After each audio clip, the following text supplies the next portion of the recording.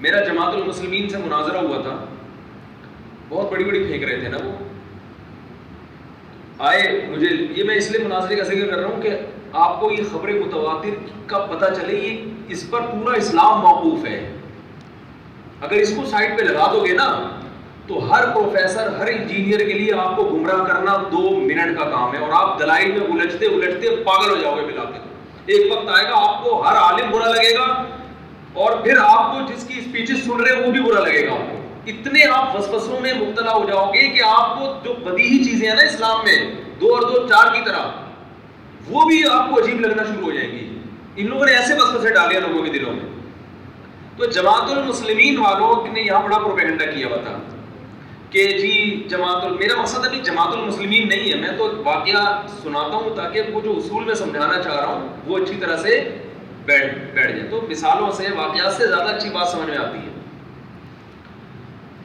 ورنہ جماعت المسلمین پر اب رد کرنے کی ضرورت نہیں، ان کے ویسے اتنے پارٹ بن گئے، پارٹ 1 پارٹ 2 پارٹ 3. آپ کوئی کہے نا کہ حدیث میں آتا ہے جماعت المسلمین اور اس کے امام کو لازم پکڑو، تو آپ اس سے کہ حدیث میں پارٹ 1 کے بارے میں یا پارٹ 2 کے بارے میں یا پارٹ 3 کے بارے میں. پہلے انہوں نے ناموں سے بہت دھوکہ دیا لوگوں کو کہ جماعت المسلمین اور حدیث. دیکھو جماعت المسلمین تو ہم تو فلاں تو دیوبندی بنا ہوا ہے، فلاں تو بریلوی ہے، فلاں تو اہل حدیث ہے، فلاں تو یہ ہے، فلاں تو وہ ہے. اصل جو جماعت المسلمین کا بخاری میں آتا ہے وہ کون ہے؟ ہم ہیں. حالانکہ وہ جماعت المسلمین وہ نہیں کہ وہ فرقہ جس کا نام جماعت المسلمین ہوگا، بلکہ مسلمانوں کی جماعت مراد ہے، عامت المسلمین مراد ہے، اور اس کے امام سے مراد ہے حکومت وقت، خلیفہ، بادشاہ، حاکم. اس کی بغاوت نہ کرو. تو خیر مجھے لے گئے، وہ لے لی گئے، میں پہنچ گیا. تو جب کھانا وانا لگنے سے پہلے نا وہ ہماری بحث شروع، نے بڑا ٹائٹ کھانے کا بھی انتظام کیا ہوا تھا لڑکوں کو پھانسنے کے لیے. تو ہم اور کھانے کا مجھے پتہ چلا 2 مناظروں میں گیا ہوں جماعت المسلمین کے، مجھے پتہ چلا یہ ہر مناظرے میں کھانا رکھتے ہیں کہ پھنسنے لگے تو کھانا لگا دو. ان کا فلسفہ یہی ہے کہ سامنے والا اگر تگڑا ہو گیا نا کہ یہ بحث میں غالب آ رہا ہے تو فوراً کیا لگا دو، بھائی چلو پھر تو بحثیں تو ہوتی رہتی ہیں، چلو دسترخوان کھانا لگاؤ ہو رہا ہے، کھانا لگاؤ. یہ انہوں نے کھانا ہے کہ ایک بہت بڑی حکمت ان کی 2 جگہ مجھے اندازہ ہوا ہے کہ فوراً کھانا لگواتے ہیں. اور جس نے کھانا لگایا تھا نا الحمدللہ وہ کنورٹ ہو گیا جماعت المسلمین سے، آ کر جماعت معاذ اللہ کافرین کی طرف آ گیا.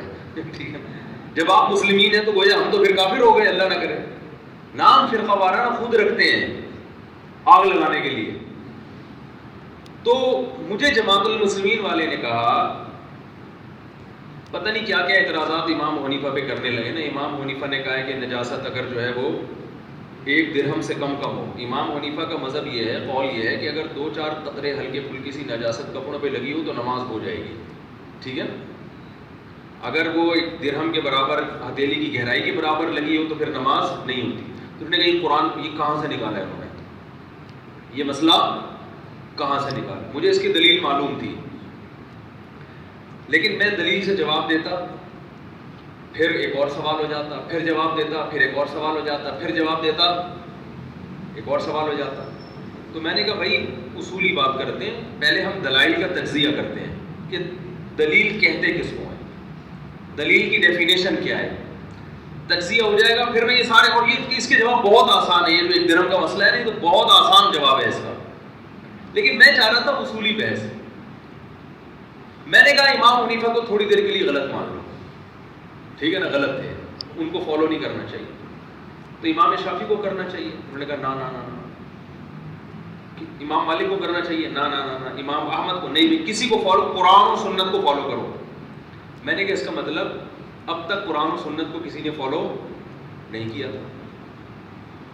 اب آپ آ رہے ہیں جو ہمیں بتا رہے ہیں کہ آپ جماعت المسلمین جو 15ویں صدی میں ایجاد ہوئی ہے وہ بتائے گی کہ قرآن، امام شافعی نے تو کچھ اور تورات انجیل بتائی ہے. امام حنیفہ کے مسائل وہ بھی تورات انجیل سے نکالیں، قرآن و سنت سے نہیں نکالے انہوں نے. امام احمد نے بھی کئی تورات اور انجیل سے مسائل نکالے. کیا خیال ہے بھائی؟ امام مالک نے بھی وہاں سے نکالے. تو یہ سارے لوگ تو ہو گئے خراب، اور پوری امت میں جماعت المسلمین کے علاوہ 99.999% لوگ ابھی بھی انہی میں سے کسی ایک کو فالو کر رہے ہیں. آپ پوری دنیا میں ٹریول کریں، سعودی عرب میں امام احمد بن حنبل کو فالو کیا جاتا ہے، ابو ظہبی میں امام مالک کو فالو کیا جاتا ہے، دبئی میں اکثر لوگ امام شافعی یا امام احمد بن حنبل کے لوگ کو فالو کرتے ہیں. ترکی، افغانستان، پاکستان، پورا انڈیا، برما، بنگلہ دیش اور ایران میں جو سنی مسلمان ہیں، ازبکستان، تاشکند، سمرقند، بخارا، ان میں 99.99999% لوگ اب امام حنیفہ کو فالو کر رہے ہیں. یعنی ٹوٹل پوری امت مسلمہ میں 50% تو صرف اکیلے ابو حنیفہ کو فالو ہیں. باقی جو 49% ہے وہ بھی ان میں سے کسی ایک کو فالو کر رہے ہیں. تو یہ تو سارے ہو گئے، بولو بھائی، فارغ. سعودی عرب کا تو لا فقہ حنبلی ہے، جو عدالت میں لا ہے نا وہ کیا ہے؟ فقہ. سعودی عرب میں آپ سرکاری سطح پر کسی اونچی پوسٹ پہ جا ہی نہیں سکتے جب تک فقہ حنبلی نہ پڑھ لیں آپ. اور میں نے کہا ان چاروں کے علاوہ اب تک کوئی پانچواں فقہ وجود میں آیا ہی نہیں ہے، ریٹن فارم میں لکھا ہی نہیں گیا ہے. بھائی قانون کو فالو کرنے کے لیے ضروری ہے نا کہ A to Z ہر مسئلے کا حل ملے آپ کو. تو قرآن و سنت سے جو لا مرتب کیا گیا ہے وہ ان چاروں میں ہی مرتب کیا گیا ہے. فقہ حنفی میں ملے گا، فقہ مالکیہ میں ملے گا، شافعیہ میں اور حنابلہ میں. پانچواں کوئی ایسا فقہ ہے ہی نہیں جس میں آپ کو کتابیں ملیں فقہ کی. نہیں آ رہی بات سمجھ؟ تبھی ان چاروں کے علاوہ جتنے مدارس ہیں ان میں انہی میں سے کسی ایک فقہ کو پڑھایا جاتا ہے تنقیدی نظر سے. سمجھ میں آ رہی ہے بات؟ ہے ہی نہیں. وہی ایک صاحب جماعت المسلمین والے کہنے لگے کہ پشاور میں بھی اب ہمارا مسلک تیزی سے پھیل رہا ہے. یہ جس نے واقعہ سنا ہے وہ جماعت المسلمین سے کنورٹ ہوا، تو اس نے کہا ہمارا مسلک جو ہے نا پشاور میں تیزی سے پھیل رہا ہے. ایک دم مجھے خیال آیا پشاور میں اسلام تو 1200 سال پہلے آیا تھا. وہ صاحب کہتے ہیں حالانکہ میں خود جماعت المسلمین میں بہت متحرک تھا، لیکن میرے نا دماغ میں یہ جا کے یہ لگا کہ ہمارا مسلک اب کیوں پھیل رہا ہے. وہ جو 1200 سال پہلے اسلام پشاور میں آیا تھا وہ پھر کیا چیز آئی تھی؟ نہیں کہا بات. وہ کیا آیا تھا؟ اب سمجھ میں آ رہا ہے خبر متواتر کا مطلب کیا ہوتا ہے؟ وہ بھائی وہ جو تواتر کے ساتھ جو چیز آئی تھی نہیں وہ اصل ہے. باقی کیا ہے؟ دلائل کے نام پہ بے وقوف بنانے کا سلسلہ. جماعت المسلمین کو میں اس لیے ہدف بناتا ہوں کہ وہ تو اپنے علاوہ کسی کو کچھ سمجھتے ہی نہیں. تو وہ خیر وہ بیٹھ گئے. تو انہوں نے مجھے، میں نے کہا دیکھیں پہلے اصول طے ہوئے ہیں بحث کے اصول. تو میں نے کہا مجھے یہ بات بتائیں، سب سے آپ نے تو پوری امت کو 2 منٹ میں گمراہ کر دیا اور دلائل قرآن سے دیتے ہیں کہ تم اکثریت کی اتباع کرو گے تو یہ تمہیں گمراہی کی طرف لے کر جائیں گے، لہذا اکثریت تو کبھی بھی ٹھیک نہیں ہو سکتی. میں نے کہا اس آیت کا مطلب بھی آپ کو نہیں پتا ہے. یہ نبی کے دور میں نازل ہوئی ہے، اس وقت اکثریت غیر مسلموں کی تھی. صحابہ کو بتایا جا رہا ہے کہ ان غیر مسلموں کو مت دیکھو. مسلمانوں کی اکثریت گمراہی پر ہوگی ایسی کوئی آیت نہیں ہے، بلکہ اس کے خلاف آیتیں ہیں. وَمَن يَتَّبِعْ غَيْرَ سَبِيلِ الْمُؤْمِنِينَ، جو مسلمانوں کے راستے کو چھوڑ کر کسی اور راستے پر چلے گا، نُوَلِّهِ مَا تَوَلَّىٰ، جہاں جائے گا جانے دیں گے، وَنُصْلِهِ جہنم، جہنم میں پھینک دیں گے اس کو. یہاں تو مسلمین کے راستے کو فالو کرنے کا 1.5 اینٹ کی مسجد بنانے کی اجازت نہیں دی جا رہی. وہ راستہ جس پر عامۃ المومنین مسلمین چلتے ہیں اسی کو فالو کرنے کا حکم ہے. بہت مشکل ہے. آپ لوگ کی سمجھ آ رہے ہیں؟ وہ جو بیٹھے ہوئے بھائی ماسک لگا کے یہ بیٹھے ہوئے کہاں سے آئے ہیں؟ ماشاءاللہ یہیں سے آئے. پریشان تو نہیں ہو رہے میرے بیان سے ہیں؟ اچھا دیکھو اب میں نے کہا دوسری بات یہ ہے کہ آپ یہ کوشش کر رہے ہیں جماعت المسلمین پھیلے. ابھی تو اقلیت میں آپ کی کوشش ہوگی کہ کیا ہو جائے؟ اکثریت.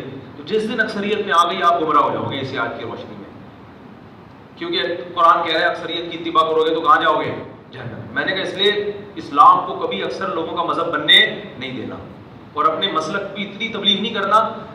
مثال کے طور پر اس 1 ارب مسلمان ہیں تو 49.9 کروڑ پہ جا کے کیا کرنی ہے؟ بلکہ 50 کروڑ پہ جا کے بریک لگانی ہے. 50.1 جس دن ہوئے تو آپ کی مخالف پارٹی جو آج آیتیں آپ ہم پہ فٹ کر رہے ہو، مخالف پارٹی آپ پہ الٹا وہ آیتیں فٹ کرنا شروع کر دے. اکثریت کو مت دیکھو، اکثریت پاگل ہے یار، اندازہ لگاؤ یار.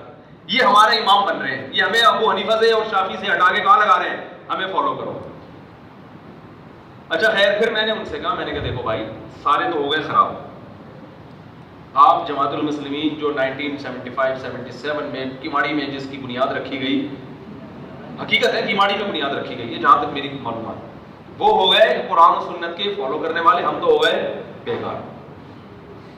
تو میں نے کہا مجھے ایک بات بتاؤ، یہ جو قرآن ہم پڑھتے ہیں پہلے دلائل سے یہ ثابت کرو کہ یہ وہ قرآن ہے جو نبی صلی اللہ علیہ وسلم پہ نازل ہوا. یہ ثابت کرو. اصل میں اس کو لا رہا تھا خبر متواتر پہ، کہ جو چیز تواتر سے ثابت ہوتی ہے نا اس پہ دلائل کی ضرورت نہیں ہوتی، اور جس تواتر سے قرآن ثابت ہے اسی سے یہ چاروں فقہ بھی ثابت ہیں، اسی سے عورتوں اور مردوں کی نماز کا فرق بھی ثابت ہے. سمجھتے ہو کہ نہیں سمجھتے؟ تواتر سے امت میں عورتیں سمٹ کے نماز پڑھتی آئی ہیں، حالانکہ ان کو سلو کما رأیتمونی اصلی والی حدیث معلوم تھی، حتیٰ کہ اہل حدیث کے پرانے فتاوی میں بھی یہ لکھا ہوا ہے کہ عورت کیا پڑھے گی؟ سمٹ کے نماز پڑھے گی. صرف امام بخاری ایک روایت لے کر آئے ہیں ام دردہ رضی اللہ عنہا سے کہ وہ مردوں کی طرح نماز پڑھتی تھی، اور یہ روایت خود اس کی دلیل ہے کہ باقی ساری کس طرح پڑھتی تھی؟ عورتوں کی طرح پڑھتی تھی.